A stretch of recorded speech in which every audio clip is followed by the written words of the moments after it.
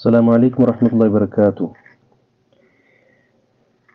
آپ کا سوال یہ ہے کہ روزہ کس وقت افطار کیا جائے، اور آپ نے ساتھ یہ ذکر کیا ہے کہ قرآن کریم میں اللہ رب العزت نے فرمایا ہے اتم الصیام الی اللیل، تو لیل کا اطلاق چونکہ مغرب پر نہیں ہوتا، لہذا آپ نے فرمایا ہے کہ میں تو کوئی 20-25 منٹ بعد روزہ افطار کرتا ہوں جب بالکل اندھیرا آ جاتا ہے، کیونکہ مغرب کے وقت بعد باہر دیکھا جائے تو اندھیرا نہیں ہوتا۔ وعلیکم السلام ورحمۃ اللہ وبرکاتہ۔ سب سے پہلی بات میں یہاں یہ کروں گا کہ دین اسلام میں ہم شامل ہیں، ہم مسلمان ہیں، ہمارے اوپر جو بات لازم ہے وہ اللہ تبارک و تعالیٰ کی اور اس کے رسول صلی اللہ علیہ وسلم کی، یہ باتیں ہم پر لازم ہیں ماننا۔ ہماری عقل اس کا دخل نہیں ہے شریعت میں، شریعت کو سمجھنے کے لیے اللہ رب العزت نے یہ عقل ہمیں دی ہے، نہ کہ شریعت میں دخل اندازی کے لیے۔ یہ بات اگر سمجھ نہ آئے تو یہ ریکارڈنگ دوبارہ چلا کر اس بات کو دوبارہ سے سمجھ لینا۔ دوسری بات یہاں یہ ہے کہ ہمارا عرف معاشرہ اور ہوتا ہے، جبکہ شریعت بسا اوقات اس سے مختلف ہوتی ہے۔ آپ نے جو فرمایا نا کہ مغرب کا وقت ہمارے ہاں جو ہوتا ہے تو باہر کچھ روشنی ابھی ہوتی ہے، لہذا اس کو لیل نہیں کہا جا سکتا۔ ہمارے ہاں صبح کا وقت ہوتا ہے، دوپہر کا وقت ہوتا ہے، شام کا وقت ہوتا ہے، رات کا وقت ہوتا ہے۔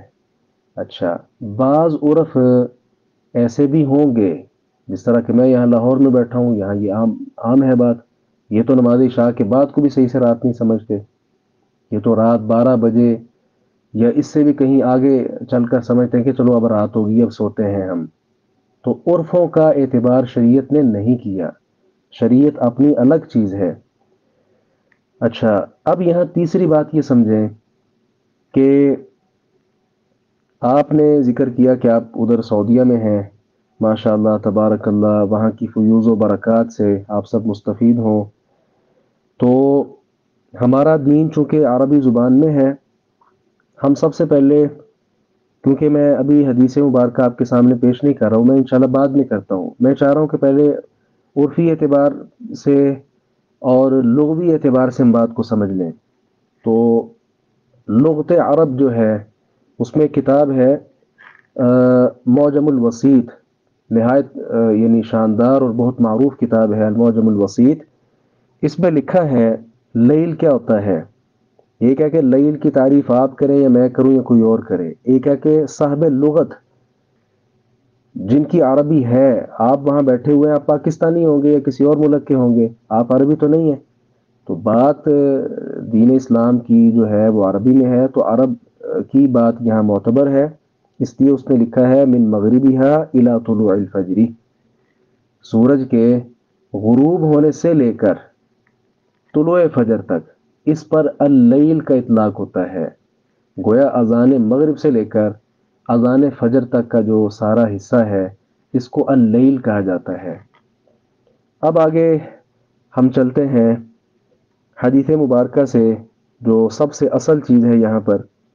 اس سے پہلے بھی یہ بات مزید سمجھ لیں، امام شافعی رحمہ اللہ نے بھی سب سے پہلے غالباً انہوں نے ہی اصول فقہ پر کتاب لکھی ہے، کتاب کا نام ہے الرسالہ، معروف کتاب ہے امام شافعی کی رحمہ اللہ۔ اس میں باقاعدہ طور پر یہ اصول ہے کہ اذا ورد الکتاب مجملا، جب کتاب اللہ میں کوئی بات مجمل آئے، اس کی صراحت نہ ہو، تفسیر اس کی نہ کی گئی ہو، ووردت السنة بتفسیر ذلك، اور سنت جو ہے مراد حدیث ہے، حدیث اس آیت کی تفسیر کر دے، تو پھر کیا ہوگا؟ فلا ينبغي العدول منها، یہ اس طرح کر کے الفاظ ہیں کہ پھر وہ جو حدیث معنی بیان کر رہی ہے نا اس سے پھرنا جائز نہیں ہے۔ سادہ لفظ میں یوں سمجھے، کتاب اللہ میں اجمال ہے، صراحت نہیں اللہ نے کی، بس لفظ بولے۔ اب حدیث مبارکہ میں صراحت ہوتی ہے، اور اس کا تعلق بھی قرآن میں ہے۔ قرآن میں اللہ رب العزت نے فرمایا کہ ہم نے آپ کی طرف یہ قرآن اتارا ہے لِتُبَيِّنَ لِلنَّاسِ مَا نُزِّلَ إِلَيْهِمْ، تاکہ آپ لوگوں کے لیے بیان کر دیں کہ ان کی طرف کیا نازل ہوا ہے۔ تو جب سنت میں تفسیر آ جائے تو پھر سنت میں حدیث میں جو بیان کیا گیا ہوتا ہے اس کو لیا جاتا ہے۔ اس کی بہت زیادہ مثالیں ہیں۔ آپ یہاں پہلے میں نے ذکر کیا بلاد حرمین کے پاس ہے انشاءاللہ، تو اللہ رب العزت نے قرآن میں فرمایا وَلِلَّهِ عَلَى النَّاسِ حِجُّ الْبَيْتِ مَنِ اسْتَطَاعَ إِلَيْهِ سَبِيلًا، من استطاع الیہ سبیلا، جو اس کی طرف جانے کی طاقت رکھتا ہو۔ اب یہ جو استطاعت کا لفظ ہے یہ مجمل ہے، اس کی تفسیر حدیث مبارکہ سے ہوتی ہے الزاد والراحلہ۔ جی، استطاعت سے مراد زاد راہ بھی ہے اور سواری یا سواری کے خرچ بھی ہے۔ اب ان چیزوں کو آیت سے الگ نہیں کیا جا سکتا، کیونکہ کتاب اللہ بھی اللہ کی طرف سے ہے اور سنت رسول بھی اللہ کی طرف سے ہے، اور یہ ہمیں قرآن نے بتایا ہے، اس کے بہت زیادہ دلائل ہیں۔ اب یہ بات سمجھیے، عاصم ابن عمر یہ عمر رضی اللہ عنہ کے حوالے سے بیان کرتے ہیں، رسول اللہ صلی اللہ علیہ وسلم نے فرمایا، یہ صحیح البخاری میں 1954 نمبر پر روایت موجود ہے، اذا اقبل اللیل من ها هنا وادبر النهار من ها هنا، جب رات اس طرف یعنی مشرق کی جانب سے آ جائے اور دن ادھر یعنی مغرب میں چلا جائے، وغربت الشمس اور سورج غروب ہو جائے، فقد افطر الصائم تو روزہ کھول دینے کا وقت ہو گیا۔